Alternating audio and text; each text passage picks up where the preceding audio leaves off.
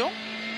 Sur Cocheray, pour attention 50 mètres derrière. Oh là, attention, une embardée dans les vignes justement.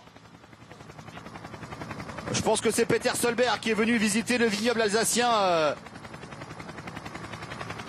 Ah, c'est un énorme tournant là dans ce rallye France-Alsace. Peter Solberg, justement, on l'a dit, peut-être un peu trop à l'attaque.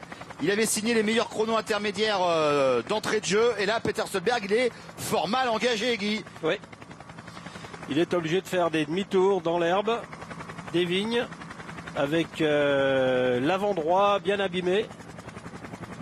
Voilà, c'est le premier Cador depuis le départ de Strasbourg jeudi soir. Le premier Cador à connaître des mésaventures. Peter Solberg dans le bas-côté. Sortie de route pour le Norvégien, pour le pilote Ford, qui était à ce moment-là, enfin en tout cas au départ ce matin, quatrième à 33 secondes de Sébastien Loeb. On va revoir ce qui s'est passé pour Peter Solberg. Ben, il a fait un tout droit. Il a fait un tout droit tout simplement à la sortie du virage. Ouh là là, ouh là là, ouh là là, oui. Ouais, c'est les vendanges tardives, hein, comme on dit en Alsace, Guy. Ah d'accord, il a... Oula, ah, oui, oui, là. Il a coupé un poteau électrique.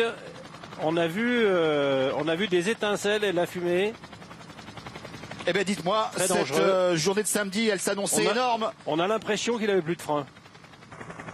On va revoir, on va très certainement revoir de Dani Sordo sur son tête à queue, visiblement à petite vitesse, alors que l'on revoit l'image de la matinée, très certainement, en tout cas de ce début de matinée. Peter Solberg, regardez Guy, qui va tracer tout droit dans un premier temps à la sortie du virage, et ensuite qui ne peut pas rattraper sa Ford. Hein. Peut pas revenir sur la piste là a priori. Et ensuite le poteau électrique. Et le poteau qui tombe.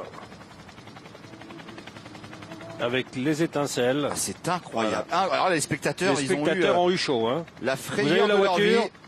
Les étincelles sur la voiture, les fils électriques qui ont touché la voiture, c'est une ligne haute tension. Incroyable. Et donc et l'impression du manque de frein, c'est que quand il traverse à nouveau la route, la voiture ne ralentit pas du tout, il n'y a aucune trace de frein sur la route. On a l'impression qu'il n'avait plus de frein.